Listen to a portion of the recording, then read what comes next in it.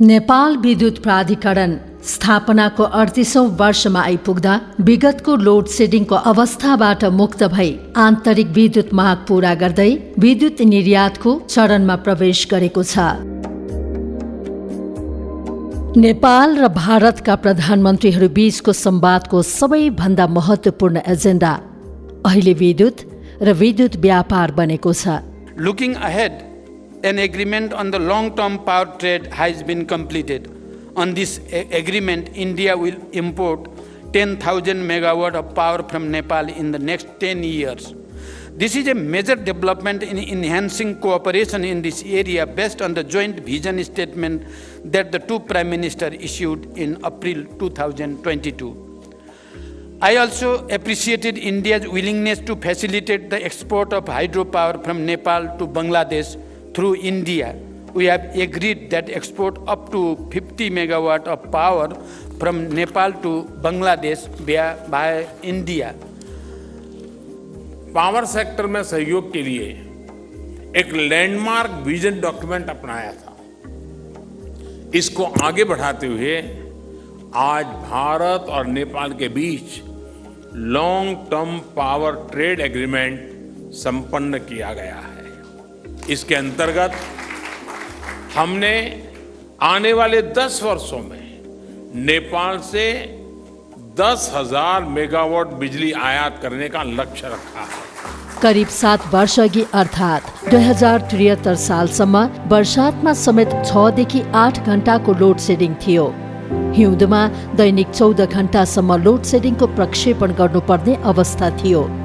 तर आज नेपालको जलस्रोतलाई उपयोग गर्ने, त्यसबाट देशलाई उज्यालो बनाउने मात्र होइन, विद्युत निर्यात गरेर देशलाई पूर्वाधारमा पनि समृद्ध बनाउने विषय अब कोरा सपना रहेन, राष्ट्रिय संकल्प बनिसकेको छ। नेपालको प्रकृति र जलस्रोत गर्व गर्ने मात्र होइन, त्यसलाई अधिकतम सदुपयोग गर्ने नेपाल सरकारको स्पष्ट मार्गनिर्देशन र नेपाल विद्युत प्राधिकरणको कार्ययोजनाले आगामी बाटो झन्झन उज्यालो देखिँदैछ।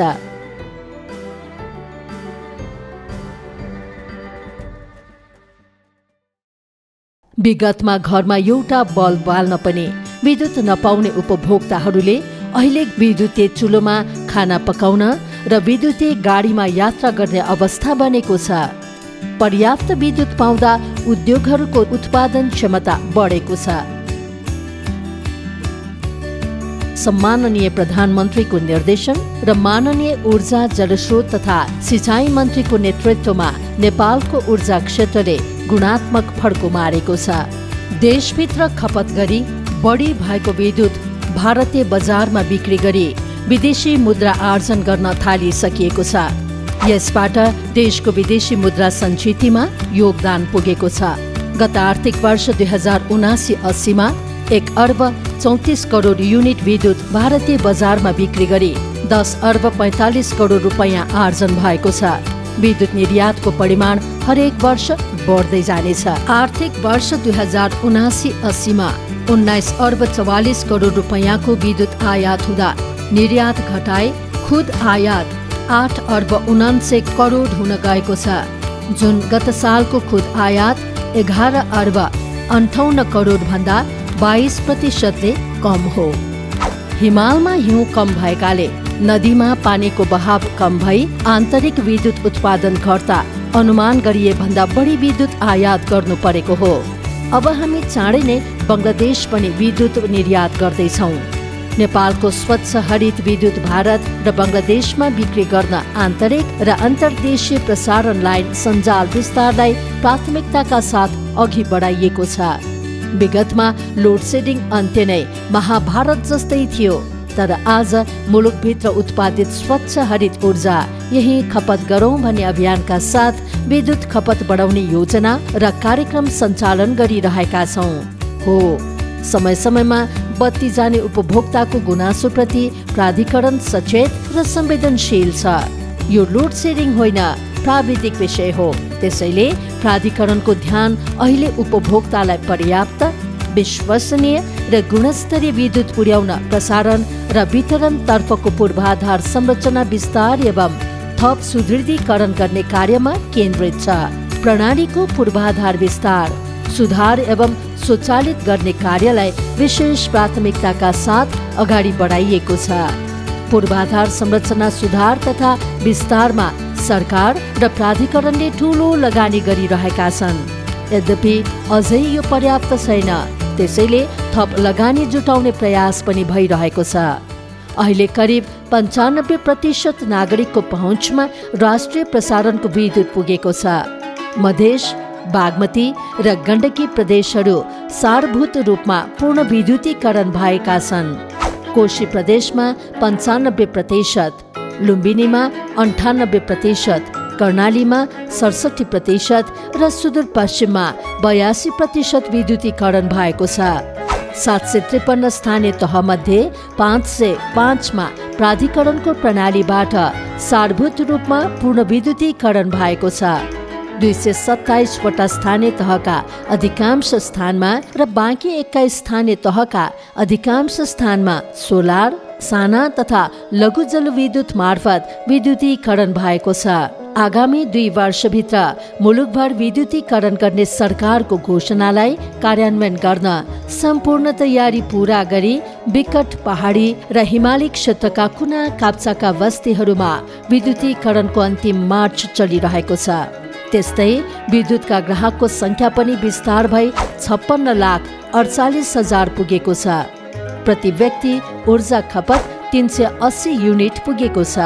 विद्युत खपत अझ बढाउन तथा विद्युतीय सवारी साधनलाई प्रोत्साहित गर्न देशभरि 51 चार्जिङ स्टेशन निर्माण गरिएका छन्। थप 13 वटा निर्माण प्रक्रिया अगाडि बढाइएको छ। त्यस्तै निजी क्षेत्रलाई प्रवर्धन गर्ने नीति अनुरूप देशका विभिन्न ठाउँमा 100 भन्दा बढी चार्जिङ स्टेशनहरू सञ्चालनमा रहेका छन्। स्थानीय तहसँगको समन्वय तथा साझेदारीमा सिँचाइका थोक मिटर जडान गरी कृषकहरूलाई निःशुल्क सिँचाइ सेवा सुविधा उपलब्ध गराइएको छ। उज्यालो शहर कार्यक्रम अन्तर्गत ललितपुर, पोखरा, भरतपुर सहित 8 वटा पालिकाहरूसँगको साझेदारीमा 11,500 वटा सडक बत्ती र 67 वटा हाई मास्ट जडान गरिएको छ। काठमाडौँ महानगरपालिका लगायत 27 पालिकाहरूमा सडक बत्ती जडान कार्य चलिरहेको छ। हाल प्राधिकरणको प्रणालीमा 5,742 सर्किट किलोमिटर प्रसारण लाइन र 8,867 MVA क्षमताका सबस्टेशनहरू सञ्चालनमा छन्। 9,300 सर्किट किलोमिटर प्रसारण लाइन र 10,500 MVA क्षमताका 54 वटा सबस्टेशनहरू निर्माणाधीन छन्। सन् 2050 सम्मको विद्युत माग धान्ने गरी काठमाडौँ लगायतका देशका प्रमुख शहरहरूलाई 11 वटा क्लस्टरमा विभाजन गरी प्रसारण तथा सबस्टेशन संरचनाहरूको गुरु योजना तयार पारिएको छ। यसका लागि स्रोत जुटाई क्रमिक रूपमा निर्माण अगाडि बढाइनेछ। तराई मधेसका दक्षिणी क्षेत्रमा औद्योगिक तथा शहरी क्षेत्र विस्तारलाई ध्यान दिई हुलाकी राजमार्गको आसपासबाट 400, 220 र 132 केबी पूर्व पश्चिम प्रसारण लाइन निर्माण कार्य प्रारम्भ गरिएको छ। भारतसँगको विद्युत व्यापारका लागि बुटवल गोरखपुर 400 केबी दोस्रो अन्तर्देशीय प्रसारण लाइन निर्माण सुरु गरिएको छ। प्राधिकरणले विद्युत महसुल बढाउने होइन, गुणस्तरीय विद्युत सहुलियतमा उपलब्ध गराउने योजनालाई पनि उत्तिकै प्राथमिकताका साथ कार्यान्वयनमा लगेको छ। विपन्न नागरिकको लागि निःशुल्क मिटर जडान गर्ने मात्र होइन, मासिक 20 युनिटसम्म विद्युत खपत गर्ने ग्राहकले एनर्जी शुल्क तिर्नु नपर्ने व्यवस्था गरिएको छ। यसरी ग्राहस्थतर्फको करिब 22 लाख ग्राहकहरूले निःशुल्क विद्युतको सुविधा उपभोग गर्दा प्राधिकरणबाट वार्षिक रूपमा करिब 2 अर्ब रुपैयाँ सहुलियत पाएका छन्। 20 युनिटसम्म विद्युत खपत गर्ने ग्राहक सिँचाइ, खानेपानी, धार्मिक स्थल र चार्जिङ स्टेशनमा गरी वार्षिक रूपमा करिब 4 अर्ब रुपैयाँको महसुल सहुलियत प्रदान गरिएको छ। छुवावट नियन्त्रणमा प्राधिकरणले निकै ठूलो फड्को मारेको छ। आर्थिक वर्ष 2077-78 17.18% रहेको विद्युत चुहावटलाई 3.72% बिन्दुले घटाएर 13.46% झारिएको छ। वितरणतर्फको चुहावट 9.07 7.6% सीमित गरिएको छ, जुन दक्षिण एसियाली मुलुकका अन्य देशहरूको तुलनामा उत्कृष्ट मध्य मान्न सकिन्छ। सुशासन, मितव्ययिता र चुहावट नियन्त्रणमा पहल कदमी लिँदा प्राधिकरण वित्तीय रूपले सक्षम बन्दै गएको छ। आर्थिक वर्ष 2073-74 नेपाली जनतालाई आश्चर्य लागेको थियो कि प्राधिकरण जस्ता सार्वजनिक संस्थान पनि नाफामा जान सक्ने रहेछन्। तर प्राधिकरणको उन्नति संयोग होइन, अब अविच्छिन्न उपलब्धि बनेको छ। हो, आर्थिक वर्ष 2072-73 8 अर्ब 89 करोड रुपैयाँ खुद घाटासहित कुल 34 अर्ब 61 करोड रुपैयाँ सञ्चित नोक्सानीमा रहेको प्राधिकरणले आर्थिक वर्ष 2073-74 1 अर्ब 50 करोड रुपैयाँ नाफा कमाएर उन्नतितर्फ पाइला चालेको थियो। त्यसपछिका निरन्तर नाफामा गई आर्थिक वर्ष 2076-77 11 अर्ब 75 करोड रुपैयाँ नाफा कमाएको थियो। आर्थिक वर्ष 2077-78 भने घटेर 6 अर्ब 10 करोड रुपैयाँमा झरे पनि आर्थिक वर्ष 2078-79 नाफा फेरि बढेर 13 अर्ब 37 करोड रुपैयाँ पुगेको थियो। आर्थिक वर्ष 2079-80 को अपरिष्कृत वित्तीय विवरण अनुसार प्राधिकरणको नाफा 12 अर्ब 33 करोड रुपैयाँ छ। गत आर्थिक वर्षको जाडो समयमा हिमालमा हिउँ कम पर्नाले सुक्खा याममा नदी नालामा पानीको बहाव कम हुन गई। प्राधिकरण र निजी क्षेत्रका जलविद्युत केन्द्रहरूको विद्युत उत्पादनमा ह्रास आएको थियो। यसको कारणले आन्तरिक माग धान्न केही बढी विद्युत आयात हुँदा नाफा केही प्रभावित भएको छ। यद्यपि प्राधिकरणको सञ्चित नाफा 36 अर्ब 67 करोड रुपैयाँ पुगेको छ। विद्युत प्रसारण तथा वितरण तर्फका पूर्वाधार संरचना विस्तार तथा सुदृढीकरणमा ठूलो लगानी परिचालन गरिएको छ। विगत 2 वर्षमा प्राधिकरणले आफ्नै स्रोतबाट करिब 48 अर्ब रुपैयाँ बराबरको रकम प्रसारण एवं वितरण प्रणाली विस्तार र सुधारमा लगानी गरेको छ। प्रणालीको जडित क्षमता कुल 2822 मेगावाट पुगेको छ। आर्थिक वर्ष 2079-80 तथा चालु आर्थिक वर्षको श्रावणसम्ममा 632 मेगावाट विद्युत प्रणालीमा थपिएको छ। हालसम्म करिब 8052 मेगावाट विद्युत खरिद बिक्री सम्झौता गरिएको छ। प्राधिकरणले करिब 2290 मेगावाटको मस्यौदा विद्युत खरिद बिक्री सम्झौता गरेको छ भने 2168 मेगावाट मस्यौदा तयारीको प्रक्रियामा छन्। लगानी आमन्त्रित गरी विद्युत उत्पादन बढाउने, उत्पादित विद्युत देशभित्रै खपत गर्ने र खपत गरी बाँकी हुने विद्युत निर्यात गरी आम्दानी बढाउने मार्गचित्रमा प्राधिकरण स्पष्ट छ। 1061 मेगावाटको माथिल्लो अरुण जलविद्युत आयोजनामा लगानीका लागि वित्तीय स्रोत जुटाउने प्रक्रिया अन्तिम चरणमा पुगेको छ। आयोजना स्थलमा कार्यालय तथा कर्मचारी आवास गृह निर्माण अन्तिम चरणमा पुगेको छ भने 2 किलोमिटर सुरुङ सडक सहित करिब 24 किलोमिटर प्रवेश सडक निर्माण सुरु भएको छ। आयोजनाको निर्माण सुपरिवेक्षणको लागि परामर्शदाता छनौट अन्तिम चरणमा पुगेको छ। 635 मेगावाटको दुधकोशी, 490 मेगावाटको अरुण 4, 210 मेगावाटको चैनपुर सेती, 79 मेगावाटको तामाकोशी 5औं र 60 मेगावाटको मोदी जलविद्युत आयोजनाको निर्माण पूर्वका कार्यहरू भइरहेका छन्।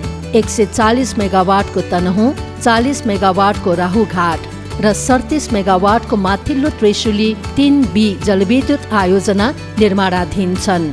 चिलिमी जलविद्युत कम्पनीको अगुवाईमा निर्माणाधीन 270 मेगावाटका 4 जलविद्युत आयोजनाहरूको काम अन्तिम चरणमा पुगेको छ। Global green growth institute Korea र काठमाडौँ विश्वविद्यालयको प्राविधिक सहयोगमा नेपालमा हरित हाइड्रोजन उत्पादन र परिप्रयोगको सम्भाव्यता अध्ययन प्रतिवेदन तयार गरी कार्यान्वयनको चरणमा रहेको छ। प्राधिकरणले जलविद्युत प्रसारण र वितरण तर्फका आयोजनाहरूको निर्माण गर्दा कटान गरिने रुखको क्षतिपूर्ति, वृक्षारोपण र त्यसको 5 वर्षसम्म स्याहार सम्भार गर्न रकम तिर्दै आएको छ। यसका अलावा रुख बिरुवाको कटान गर्ने मात्र होइन, संरक्षण पनि गरिन्छ भन्ने सन्देश दिन हरेक वर्ष श्रावण 15 गते देशभरका कार्यालय मार्फत वृक्षारोपण गरिनेछ। सो कार्यको थालनी यस वर्षबाट देशभरका कार्यालयहरू मार्फत आफ्ना क्षेत्रको हावापानी र माटो अनुरूपका 1 लाख भन्दा बढी फलफूल तथा अन्य प्रजातिका बिरुवाहरू रोपेर सुरु गरिएको छ। प्राधिकरणको सेवा अझ प्रभावकारी बनाउन, प्रणालीलाई स्वचालित बनाउन तथा भरपर्दो र गुणस्तरीय विद्युत आपूर्ति सुनिश्चित गर्न संस्थालाई डिजिटाइजेसन गर्ने कार्यलाई उच्च प्राथमिकतामा राखिएको छ। सूचना प्रविधि मार्गचित्रलाई प्रभावकारी रूपमा कार्यान्वयनमा ल्याई डिजिटल NEA अवधारणा अनुरूप प्राधिकरणका हरेक क्रियाकलापलाई डिजिटल प्रविधिमा रूपान्तरण गर्न सुरु गरिएको छ। समग्रमा सरकारको निर्देशन र उपभोक्ताको हित नेपाल विद्युत प्राधिकरणको लागि सर्वोपरि हो। विद्युत उत्पादन वृद्धि तथा चुहावट नियन्त्रण, नाफा वृद्धि तर खर्च नियन्त्रण, सम्झौता विहीन लगनशीलता तर कठोर सुशासन प्राधिकरणका मूल मन्त्र यिनै हुन्। यही अटुटले नेपाल विद्युत प्राधिकरण नेपाली जनताको विश्वासको धरोहर बनेको छ। सरकार र उपभोक्ताको निरन्तर हौसलाले प्राधिकरणका हरेक तहका कर्मचारीलाई थप लगनशील, अनुशासित र कर्तव्यनिष्ठ हुन ऊर्जा मिलेको छ। यो ऊर्जा खेर जाने छैन, बरु देशलाई ऊर्जाबाटै समृद्ध बनाउने प्रतिज्ञा झन बलियो हुनेछ।